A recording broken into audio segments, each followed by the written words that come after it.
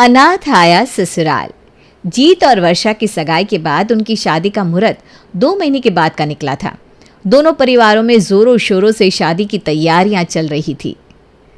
जीत, तूने वर्षा को कपड़ों के फोटो भेज दिए? हाँ माँ, भेज दिया है।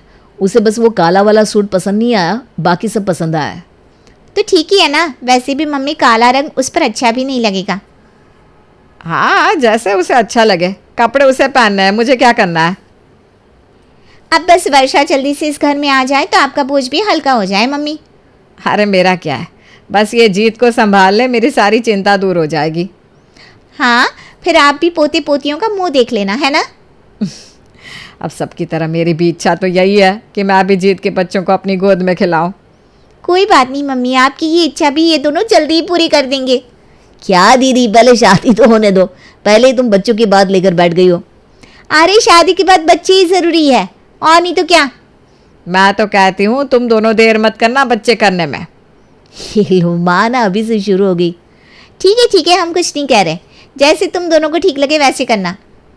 यहाँ आकाश के घर में शादी की तैयारियां थी तो वहाँ वर्षा के घर में शादी की शॉपिंग को लेकर भाग दौड़ लगी हुई थी। अरे अभी कार्ड छपना भी बाकी है। तो मैं चलती हूँ ना आपके साथ कार्ड छपवाने के लिए, मुझे अपनी ड्रेस भी तो लेनी है। तुम औरतों को तो शॉपिंग से ही फुर्सत नहीं मिलती। हाँ, तो मेरी प्यारी ननद की शादी है, मैं तो कपड़े लूंगी ही ना। हाँ भाभी, सही है, भैया को पूरा लूट लो, फिर ये मौका नहीं मिलेगा। हाँ, शादी की है, आपका पीछा ऊपर तक नहीं छोड़ूंगी मैं। वो तो कैसे मुमकिन है? ऊपर तो मैं स्वर्ग में रहूंगा और तुम नरक में होगी ना। क्या? चलो अब ये मजाक छोड़ो और जाओ जाकर कार्ड पसंद करके लाओ, इसे कपड़े भी दिला देना। जी माँ जी। युवान, आप चल रहे हो क्या मम्मी पापा के साथ?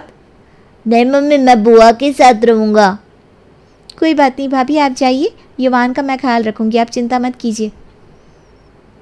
ठीक है, बुआ को ज़्यादा तंग मत करना। हाँ, ओके। जिस खुशी और उत्साह के साथ कुणाल और ज्योति घर से निकले थे, किसे पता था कि वो दोनों कभी वापस ही नहीं आएंगे। बस एक फ़ोन आएगा कि उन दोनों का एक्सीडेंट हो गया है और दोनों अब इस दुनिया में नहीं रहे। जाने किसकी नजर लगी हमारे घर को, मेरा बेटा और बहू। ममता शांत रहो, तुम ही ऐसे हार मान लोगी तो फिर युवान को कौन संभालेगा। हाँ बहन जी, हिम्मत रखिए, उस छोटे बच्चे के बारे में तो सोचिए, उस पर क्या बीत रही होगी। पता नहीं भगवान ऐसा क्यों करता है, लेकिन हम कुछ कर भी तो नहीं सकते आंटी। मैं वर्षा से मिलके आता हूँ। वो युवान के कमरे में उसे सुला रही है। ठीक है अंकल। जीत वर्षा से मिलने जाता है जहाँ वो युवान को सुला रही थी। देखो ना जीत, ये क्या हो गया। अब होने को कौन डाल सकता है वर्षा? युवान को तो बेचारे को पता भी नहीं कि क्या हुआ है। अरे तुम हो ना, उसे संभाल लो। मुझे लगता है हमें सादगी से ही शादी करनी चाहिए। हाँ हाँ, जैसा तुम कहो, हम वैसे ही शादी करेंगे। जीत, मुझे तुमसे और मम्मी जी से कुछ बात करनी थी युवान के बारे में। मम्मी और दीदी दोनों बाहर आए हुए हैं। वर्षा और जीत बाहर आते हैं जहाँ सब बैठे थे। मम्मी जी, मुझे आपसे कुछ बात करनी थी। हाँ बेटा, कहो। मम्मी जी, भैया और भाभी के जाने के बाद युवान की जिम्मेदारी मैं लेना चाहती हूँ। मैं उसे अपने साथ ही रखना चाहती हूँ। मम्मी और पापा दोनों की तबीयत ठीक नहीं रहती, वो युवान को संभाल नहीं पाएंगे। क्या मैं युवान को अपने साथ ले आ सकती हूँ ससुराल? युवान को अपने साथ? क्या जीत को इस बात से कोई दिक्कत नहीं है? नहीं माँ, मुझे कोई दिक्कत नहीं है। मैं युवान को अपने बेटे की तरह ही रखूँगा। मम्मी, अगर जीत और वर्षा को कोई दिक्कत नहीं है तो मुझे लगता है हमें भी नहीं होनी चाहिए। हाँ वो तो ठीक है, लेकिन क्या तुम दोनों इस जिम्मेदारी के लिए पूरी तरह से तैयार हो? हाँ माँ जी, मैं वादा करती हूँ, मैं अपने ससुराल की और युवान की दोनों की जिम्मेदारी अच्छे से संभाल लूँगी। ठीक है, अगर तुम दोनों की यही मर्जी है तो तुम युवान को शादी के बाद अपने साथ ले आ सकती हो। थैंक यू मम्मी जी। वर्षा और जीत ने ये साथ में फैसला किया कि वो युवान को अपने साथ में ही रखेंगे। वर्षा के भाई और भाभी की मौत के बाद उन दोनों ने सादगी से शादी करने का फैसला किया। आओ बहू, गृह प्रवेश कर लो। जीवान तुम भी आओ बेटा। मम्मी जी आपका बहुत बहुत शुक्रिया जो आपने हमें युवान को यहाँ रहने के लिए इजाज़त दे दी। आज से युवान के माता पिता हम ही हैं। मैं जानती हूँ मम्मी जी, किसी और के बच्चे को अपनाना कितना मुश्किल होता है, लेकिन मैं वादा करती हूँ कि युवान की वजह से मैं अपने ससुराल की जिम्मेदारियों पर कोई आँच नहीं आने दूंगी। बुआ मुझे भूख लगी है। वर्षा जाओ इसे पहले कुछ खिला दो और तुम दोनों भी आराम कर लो। आओ वर्षा। क्या हुआ माँ, आपको युवान का यहाँ रहना अच्छा नहीं लग रहा क्या? नहीं नहीं, ऐसी कोई बात नहीं है आरती। आपके चेहरे पर साफ दिख रहा है कि आपको कुछ तो दिक्कत है। मैं युवान के यहाँ आने से नाखुश नहीं हूँ। बस मैं ये सोच रही हूँ कि क्या जीत वर्षा युवान की जिम्मेदारी उठा पाएंगे। माँ अब उन दोनों ने कुछ फैसला लिया है तो सोच समझ कर लिया होगा। मुझे लगता है कि वो संभाल लेंगे, पर क्या आप युवान को अपना पाएंगी? तुम्हें क्या लगता है मैं युवान पर अत्याचार करूँगी? नहीं माँ, मैं कहाँ ऐसा कुछ कह रही हूँ। मैं जानती हूँ कि किसी और के बच्चे को अपनाना आसान नहीं होता, लेकिन युवान अगर आज हमारे घर में आया है तो आज से वो भी इस परिवार का हिस्सा है। मैं जानती हूँ आप उसे जल्दी ही अपना लेंगी। अरे युवान को तो मैंने तभी ही अपना लिया था जब वर्षा और जीत ने उसे गोद लेने का तय किया था। मुझे खुशी है कि आप दिल की इतनी अच्छी है माँ। चल अब झूठ मत बोल, तुझे तो यही लग रहा था ना कि मैं युवान को परेशान करने वाली हूँ, हाँ? उसे भला बुरा कहूँगी। अरे नहीं नहीं माँ। चल तू भी अभी आराम कर ले, दामाद जी आते ही होंगे। जानकी ने युवान को पूरे दिल से अपनाया था और जीत और वर्षा भी उसका काफ़ी ध्यान रखते थे, जिससे वो इस घर में अच्छे से हिल मिल जाए। युवान, आज मैं और जीत बाहर जा रहे हैं किसी काम से, आप घर में बैठकर होमवर्क कर लेना। हाँ, मैंने आपके लिए खाना भी बना दिया है, ठीक है? ठीक है। तुम लोग जाओ, मैं हूँ युवान के पास। कोई बात नहीं मम्मी जी, युवान अकेले बैठ जाएगा, आपको परेशानी होगी। अरे मुझे क्यों परेशानी होगी? भला अपने पोते के साथ खेलने में परेशानी होती है क्या? पोता? हाँ, युवान को तुम दोनों ने गोद लिया है तो मेरा तो पोता ही हुआ ना। क्या मैं आपको दादी बुला सकता हूँ? हाँ क्यों नहीं, दादी को तो दादी ही बुलाते हैं। आज दादी और पोता बाहर जाएंगे गार्डन में, ठीक है? ये मजा आएगा। थैंक यू मम्मी जी। अरे अपने पोते के साथ खेलने में थैंक यू कैसा? मैं और युवान तो बहुत मज़े करेंगे, है ना? हाँ दादी। युवान और जानकी को इस तरह देखकर जीत और वर्षा का भी डर अब खत्म हो चुका था। अब ऐसा लग रहा था जैसे पूरा परिवार पूरा हो गया था। युवान भी अपनी नई फैमिली के साथ खुश था और इस खुशी को दुगना कर दिया जब वर्षा ने अपने आने वाले बच्चे की खबर सुनाई। अरे वाह, देखा माँ, मैंने कहा था ना ये जल्दी ही सुनाएंगी खबर। देखो 1 साल में ही बनने वाले हैं ये दोनों भी मम्मी पापा। सच में ये तो बहुत अच्छी खबर है। मैं आज ही मंदिर जाकर प्रसाद चढ़ा कर आऊँगी। ये मैं बड़ा भाई बन जाऊंगा। हाँ, और जब छोटा बेबी आ जाएगा तो हम तीनों गार्डन में जाएंगे। वर्षा, अब तुम अपना ज़्यादा ख्याल रखना प्लीज़, हमारे होने वाले बच्चे का भी। और युवान, तुम थोड़ा मम्मी से दूर रहना, उन्हें तकलीफ मत देना, ठीक है? युवान तो बहुत समझदार है, वो कहाँ किसी को भी तंग करता है। हाँ माँ, फिर भी बच्चा है ना, मैं नहीं चाहता कि मेरे होने वाले बच्चे को कोई भी तकलीफ हो। हाँ युवान, आज से ना दादी के साथ सोया करना तुम। ठीक है। युवान और मेरी तो बहुत अच्छी जमती है, हम दोनों साथ में बहुत मस्ती करेंगे, है ना युवान? यस दादी। वर्षा और जीत अपने आने वाले बच्चे को लेकर काफ़ी खुश थे, लेकिन उसके साथ ही वो कुछ चीज़ों को लेकर अब और भी ज़्यादा सोचने लगे थे। वर्षा, मैं सोच रहा था कि युवान का एडमिशन अब सरकारी स्कूल में करवा दूँ, और उसे ट्यूशन की तो कोई ज़रूरत भी नहीं है, तो वो भी छुड़वा देते हैं।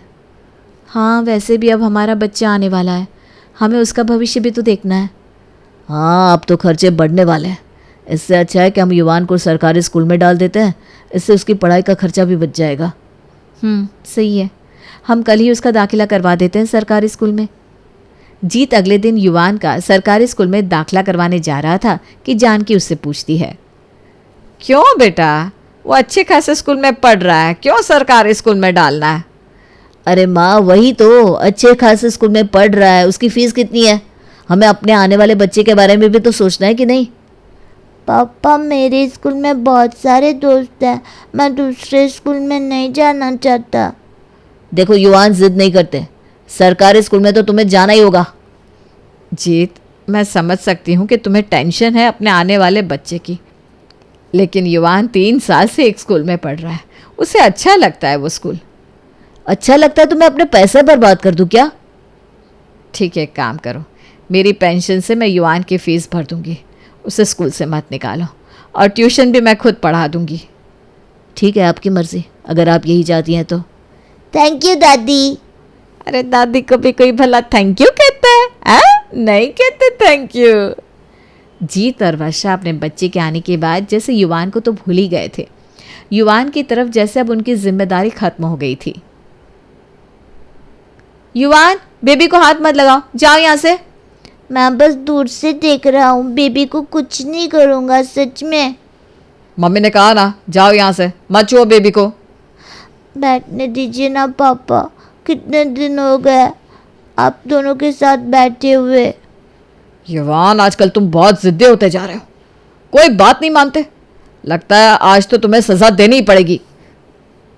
युवान, क्यों मम्मी पापा से जबान लड़ा रहे हो? जाओ यहाँ से। युवान, यहाँ आओ, मैं तुम्हें कहानी सुनाती हूँ, आओ। जी दादी। चलो हम दोनों ना मेरे कमरे में बैठकर सुनते हैं, मैं तुम्हें अच्छी सी कहानी सुनाती हूँ। दादी, मम्मी पापा मुझसे ठीक से बात भी नहीं करते, मेरे साथ खेलते भी नहीं है।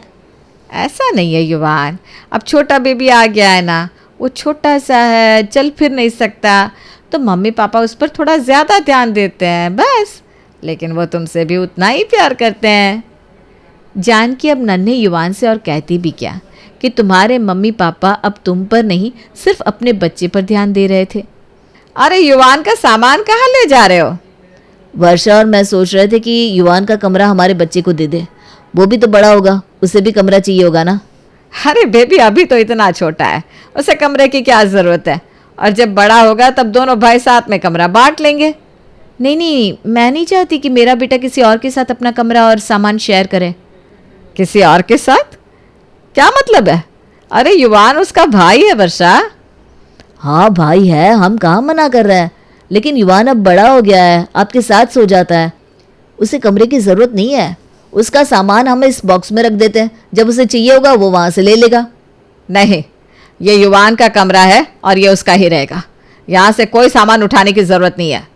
माँ, आप उसकी इतनी तरफदारी क्यों कर रही हो?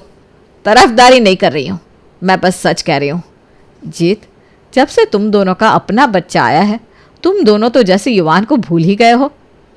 माँ जी, आपका अपना पोता तो ये है ही, युवान आपका सगा पोता नहीं है, आप क्यों ये बात भूल गई हैं?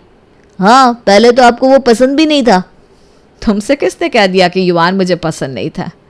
मैं तो हमेशा से बस इसी दिन के लिए डरती आ रही थी कि कहीं तुम दोनों उसे भूल ना जाओ, इसीलिए मैं कह रही थी कि तुम दोनों इसकी जिम्मेदारी उठाने के लिए तैयार हो ना।